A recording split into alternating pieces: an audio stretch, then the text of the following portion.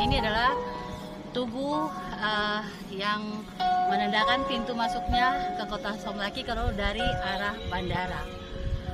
Pemirsa, pada saat ini saya mau bercerita tentang pekerjaan saya. Saya Bidan Chandra, saya seorang PNS, saya sarjana terapan kebidanan dan berprofesi seorang bidan bekerja pada instansi kesehatan. Dengan masa kerja 21 tahun plus dulu saya bidan PTT itu 6 tahun, baru saya diangkat jadi PNS.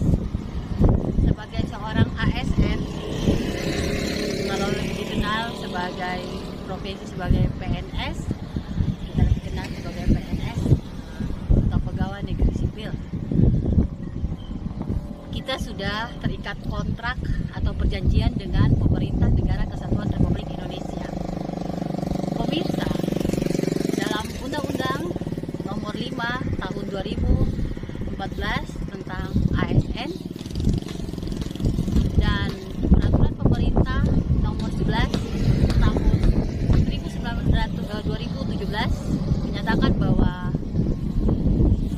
ASN itu harus bersedia ditempatkan di mana saja di seluruh wilayah Kesatuan Republik Indonesia.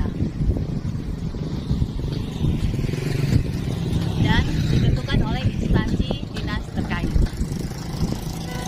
Dan berdasarkan peraturan tersebut dan berdasarkan SK atau surat keputusan bupati, saya ditempatkan pada suatu wilayah yang baru, yaitu pada sebagai puskesmas pembantu Laboban, Kecamatan Luar Laboban.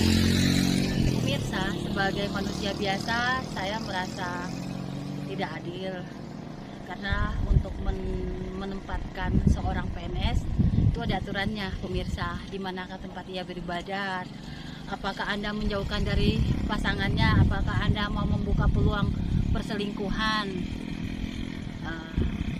Sementara tahu bahwa di Labobar itu kan pulau tersendiri dan jauh, kita harus melewati lagi Ulunlak, kampung yang mayoritas Protestan, tidak ada gereja Katolik.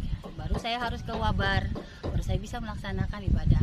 Dan di sana tidak ada transportasi seperti di sini angkot, jadi saya harus membayar, saya harus menyewa dan biayanya lumayan mahal, pemirsa, gitu. Jadi akhirnya saya merasa tidak menerima. Pemirsa, yang kedua, saya berpikir, ya, kita berpikir juga menempatkan seseorang itu ada pertimbangan tertentu. Misalnya apa masa kerja,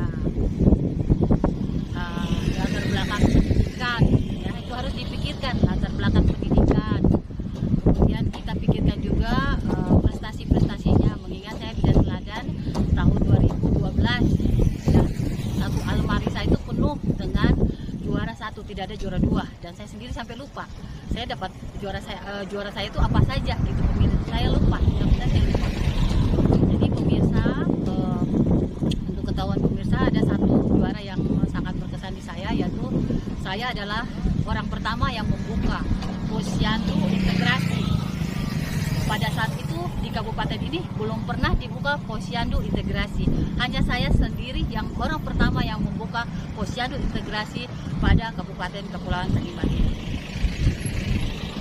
Dan itu suatu prestasi yang luar biasa.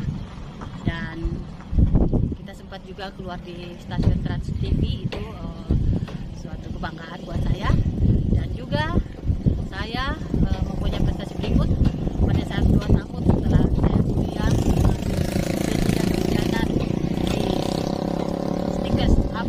di Nusantara Jakarta, saya masih sempat mendapat undangan dari pemerintah daerah setempat kabupaten kita, Maluku Tenggara waktu itu, Maluku Tenggara Barat waktu itu, dan saya masuk dalam nominasi kategori tenaga kesehatan dengan pelayanan terbaik menurut tingkat kepuasan publik. Jadi itu menurut saya sih itu kebanggaan luar biasa bagi saya. Kemudian yang berikut harus kita pikirkan juga, yang saya pikirkan ya, pertama mengenai kebijakan pemerintah, kedua mengenai nasib saya ke depan. Di sana nanti saya gimana gitu, pemirsa. saya sudah lihat dari Google Map, oh seperti ini. Tapi gimana ya nasib saya di sana? Apakah nanti saya kelaparan? Karena setahu saya di sana itu saya dulu pernah merasakan ya, hidup di waktu bidan PTT dulu, gaji kami itu hanya 6 bulan sekali dikasih, dan setelah 6 bulan dikasih pun nyicil kepada kita. Jadi selama itu kita hidup dari ngutang, mau buat makan minum ya kita ngutang. Jadi pengalaman itu saya sempat merasakan di pedalaman hidup dengan kelaparan yang amat sangat gitu pemirsa. Jadi itu masih traumatis sampai sekarang gitu pemirsa.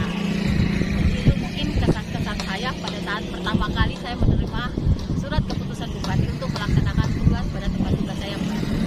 Demikian dari Tugu Selamat Datang Kabupaten Kepulauan Tanimbar, saya Chandra Treja Lolontus, Sarjana Terapan Kebidanan. Salam sehat.